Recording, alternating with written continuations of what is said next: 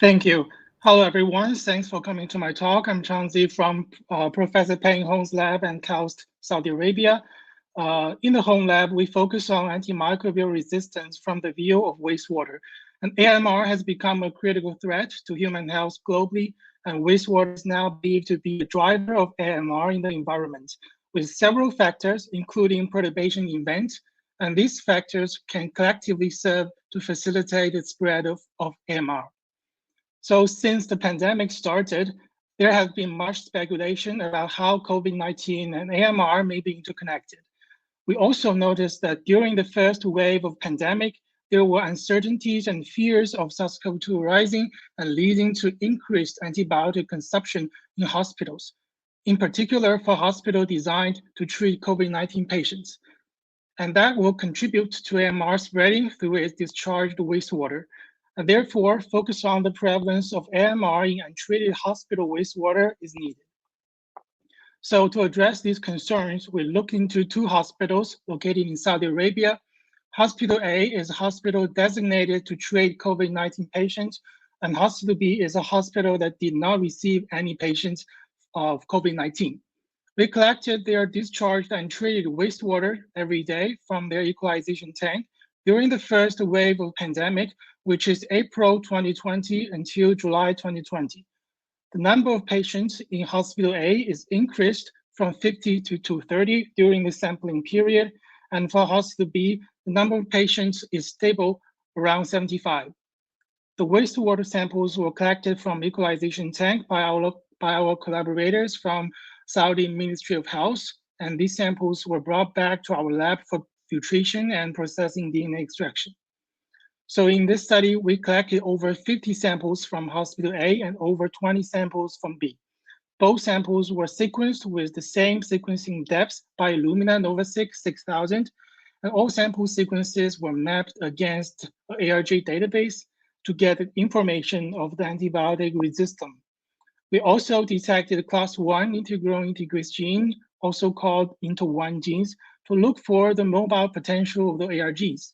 And we assembled the metagenome and genome MAG to assess the antibiotic-resistant bacteria from the wastewater. We also measured antibiotic concentration in our samples by LC-mass, and we chose 7 representative antibiotics, including broad-spectrum antibiotics such as meropenem and tetracycline. Overall, we attempt to find out the correlation between the pandemic daytime and antibiotic-resistant genes to evaluate the critical ARGs that are prevailing due to the antibiotic therapy in the hospital. So what we first found was that in general antibiotic resistance, there's no correlation between antibiotic resistance and the sampling time, or so-called the pandemic daytime. The figure shows the relative abundance of total ARG in wastewater samples for both two hospitals. For Hospital A, which is a COVID-19 hospital, and B as control, our result indicated that Hospital A has a much bigger resistome in contrast to Hospital B under the same sequencing depth.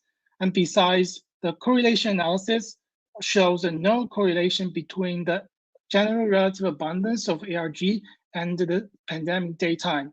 And there's also no correlation between the relative abundance and the patient number in hospital. Although we didn't find out any correlation for general ARGs, but when we look into certain genes, there are genes increasing during the pandemic.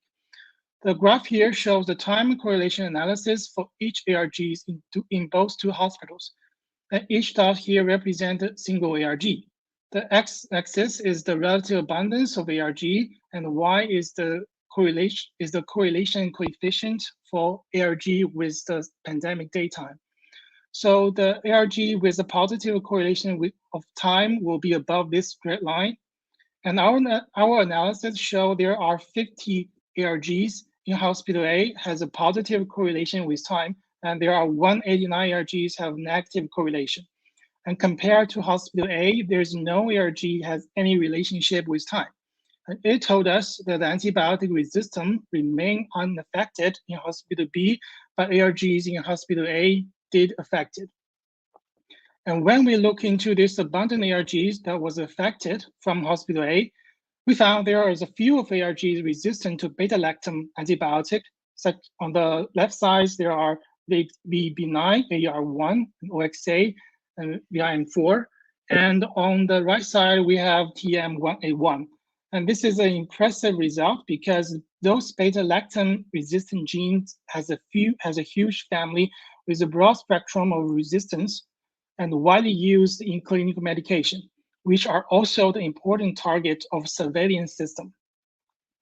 Therefore, we address all beta-lactam-resistant genes in hospital A, and there are 16 beta-lactam family were found to be correlated either positive or negative with the pandemic daytime. And these genes are from all four classes of betalactamases, from class A to class D.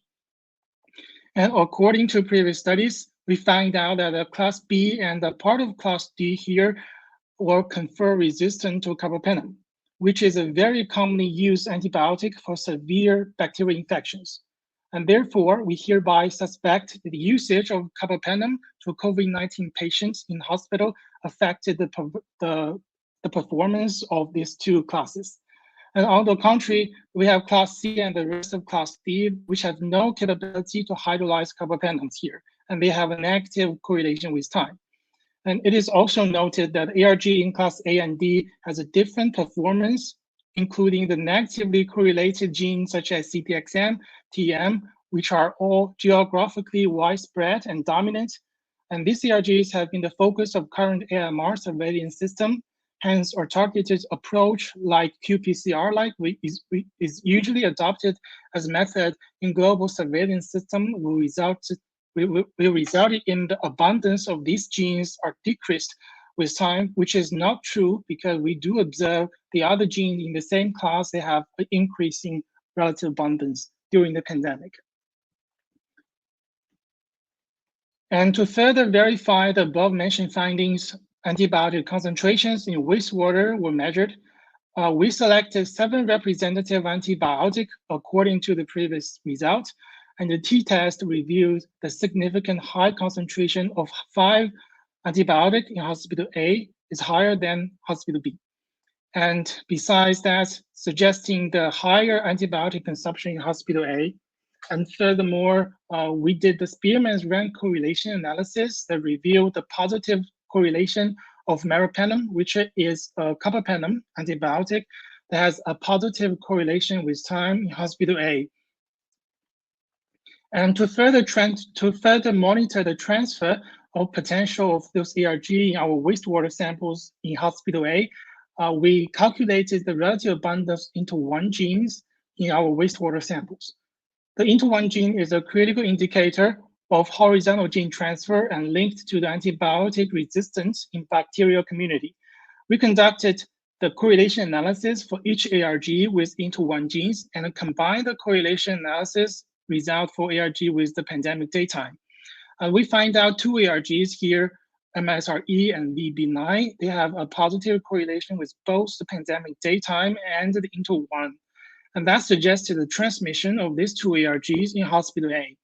And notably, we find out that the VB9, which is a beta-lactam resistant genes, but not resistant to carbapenem.